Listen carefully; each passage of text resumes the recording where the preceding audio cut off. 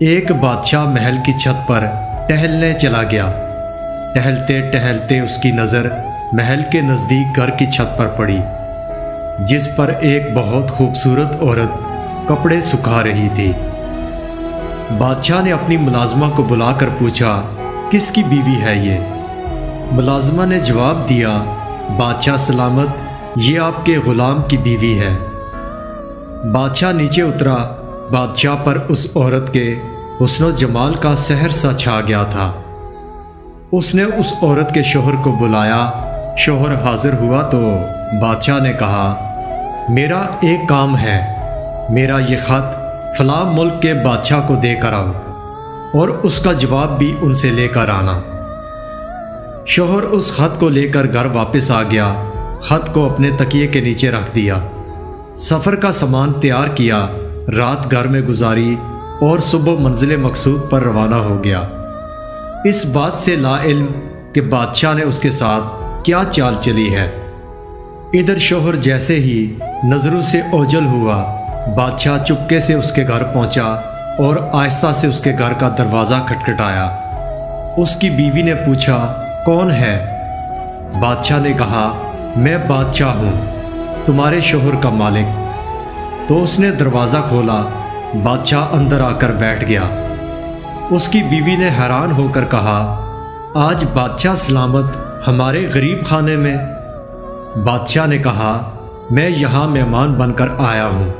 اس کی بیوی نے بادشاہ کا مطلب سمجھ کر کہا، میں اللہ کی پناہ چاہتی ہوں آپ کے اس طرح آنے سے، جس میں مجھے کوئی خیر نظر نہیں آ رہی۔ بادشاہ نے غصے میں کہا، اے لڑکی، کیا کہہ رہی ہو تم؟ شاید تم نے مجھے پہچانا نہیں، میں بادشاہ ہوں، تمہارے شوہر کا مالک۔ اس کی بیوی نے کہا، بادشاہ سلامت، میں جانتی ہوں کہ آپ ہی بادشاہ ہیں، لیکن بزرگ کہتے ہیں شیر کو اگرچہ جتنی بھی تیز بھوک لگی ہو لیکن وہ مردار تو نہیں کھانا شروع کر دیتا۔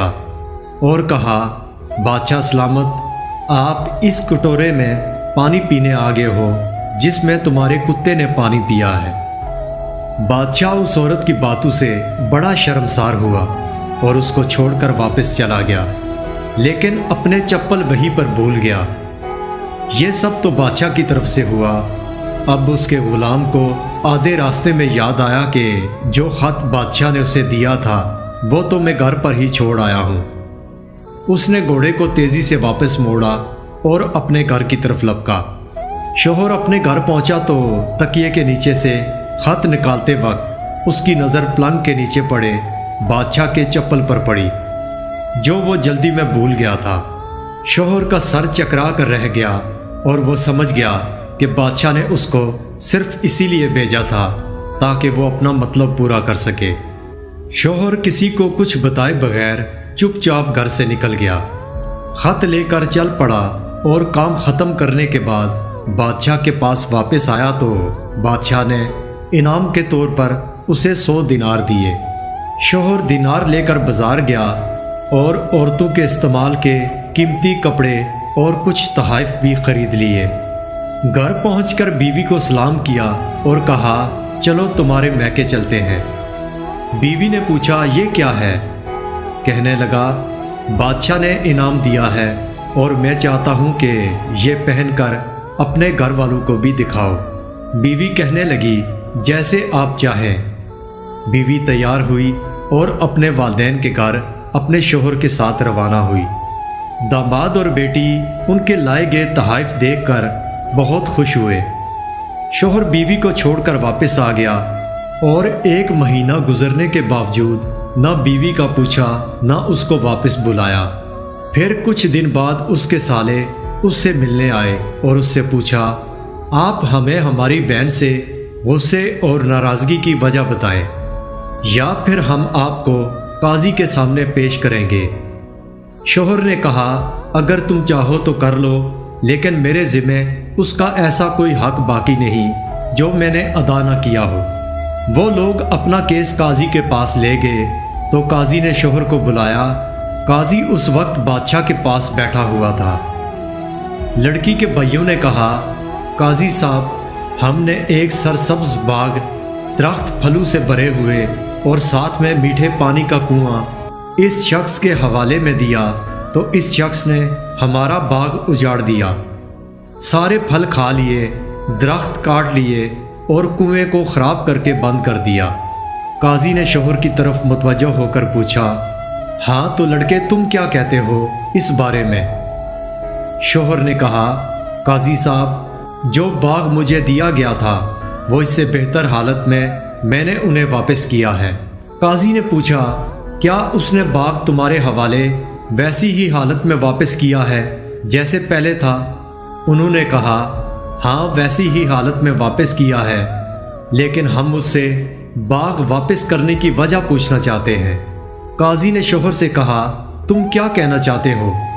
شوہر نے جواب دیا، قاضی صاحب، میں نے باغ کسی نفرت کی وجہ سے نہیں چھوڑا، بلکہ اس لیے چھوڑا کہ ایک دن میں باغ میں آیا تو اس میں نے شیر کے پنجوں کے نشان دیکھے، تو مجھے خوف ہوا کہ شیر مجھے کھا جائے گا، اس لیے شیر کی وجہ سے میں نے باغ میں جانا بند کر دیا۔ بادشاہ جو ٹیک لگائے یہ سب سن رہا تھا اور اٹھ کر بیٹھ گیا اور کہا، اپنے باغ کی طرف امن اور مطمئن ہو کر جاؤ، واللہ اس میں کوئی شک نہیں کہ شیر تمہارے باغ میں آیا تھا، لیکن وہ وہاں پر نہ تو کوئی اثر چھوڑ سکا، نہ ہی کوئی پتا توڑ سکا اور نہ ہی کوئی پھل کھا سکا۔ وہ وہاں پر تھوڑی دیر رہا اور مایوس ہو کر لوٹ گیا، اور خدا کی قسم میں نے کبھی تمہارے جیسے باغ کے گرد لگی مضبوط دیواریں نہیں دیکھی۔ تو شوہر اپنے گھر لوٹ آیا اور اپنی بیوی کو بھی واپس لے لیا۔ نہ تو قاضی کو پتہ چلا اور نہ ہی کسی اور کو کہ ماجرا کیا تھا۔ کیا خوب بہتر ہے اپنے اہل و عیال کے راز چھپانا تاکہ لوگوں کو پتہ نہ چلے، اپنے گھروں کے بھید کسی پر ظاہر نہ ہونے دو۔